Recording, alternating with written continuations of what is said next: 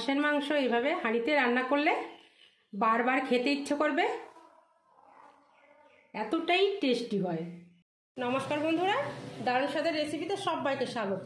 তো বন্ধুরা, আজকে আমি রেসিপি বানাবো পাতি হাঁসের মাংস। তো দেখুন, এখানে আমি মাংস কেটে ধুয়ে পরিষ্কার করে রেখেছি। এখন আমি এটা ম্যারিনেট করে নেব। আমি আজকে হাঁড়িতে মাংস রান্না করব। তো দিয়ে দেব 2 চামচ আদা রসুন আর জিরে বাটা,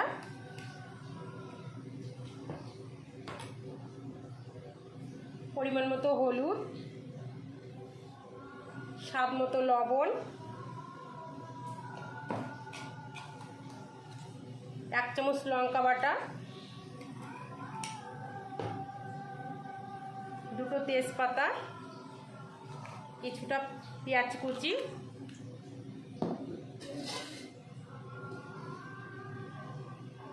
আর সর্ষের তেল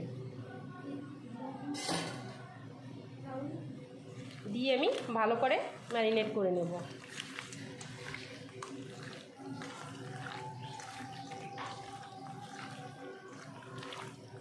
ম্যারিনেট করে আমি 10 থেকে 15 মিনিট ঢেকে রাখবো। তো ভালো করে ম্যারিনেট করে নিয়েছি। এবার আমি এটা 10 থেকে 15 মিনিট ঢেকে রাখবো। তো আমি ফিরে এসেছি 10 মিনিট পরে। তো দেখুন, গ্যাসে আমি একটি হাঁড়ি বসিয়ে দিয়েছি। এখন দিয়ে দেব সর্ষের তেল,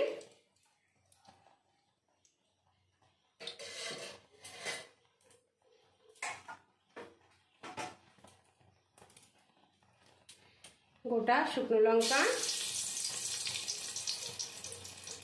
গোটা গরম মশলা,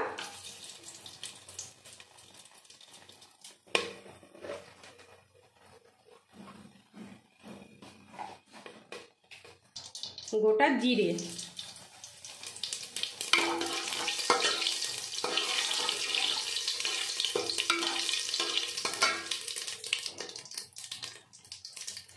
কেটে রাখা টমেটো আর পেঁয়াজ কুচি,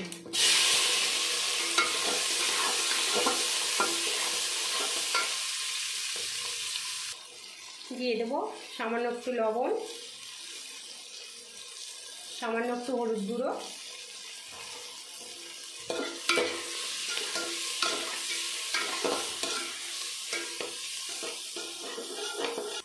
পেঁয়াজ আর টমেটো ভালো করে ভেজে নিয়েছি। এখন দিয়ে দেবো বেটে রাখা আদা, জিরে আর রসুন। হাফ মশলা কাঁচা দিয়েছি আর হাফ মশলা ভেজে দিব। মশলাটা ভালো করে কষিয়ে নিয়েছি। এখন দিয়ে দেবো ম্যারিনেট করে রাখা মাংস।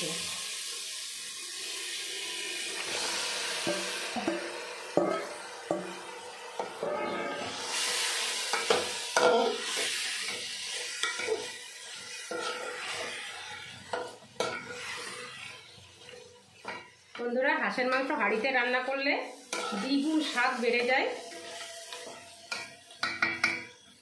আমি এবার 3 থেকে 4 মিনিট মতো ঢেকে দেব। ঢাকনাটা নামিয়ে নেব।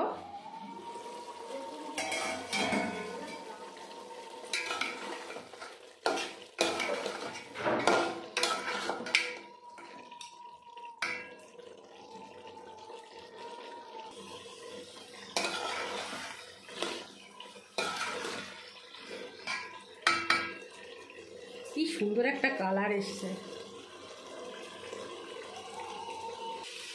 একবার এইভাবে রান্না করে খেলে বারবার খেতে ইচ্ছে করবে, এতটাই ভালো লাগে। দেখুন বন্ধুরা, তো কষানো হয়ে গেছে, জলটা একদমই টেনে গেছে, তেল বেরিয়ে গেছে। এখন দিয়ে দেবো ভেজে রাখা আলু।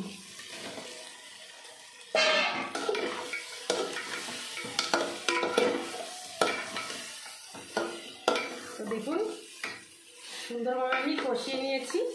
এখন দিয়ে দেবো উষ্ণ গরম জল।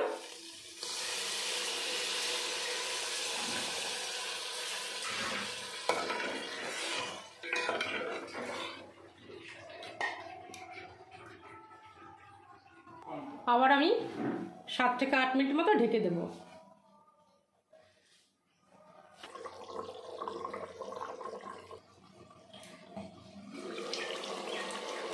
তো বন্ধুরা দেখুন হয়ে গেছে রান্না।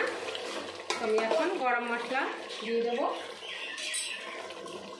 তো আবারও বলছি, একবার হলেও এইভাবে রান্না করে খেয়ে আমাকে অবশ্যই কমেন্টে জানাবেন কেমন লাগলো। আমি এখন দিয়ে দেবো শাহি গরম মশলা। তো রেসিপিটি যদি ভালো লেগে থাকে চ্যানেলটাকে সাবস্ক্রাইব করে পাশে থাকবেন। আর সবাই ভালো থাকবেন, সুস্থ থাকবেন।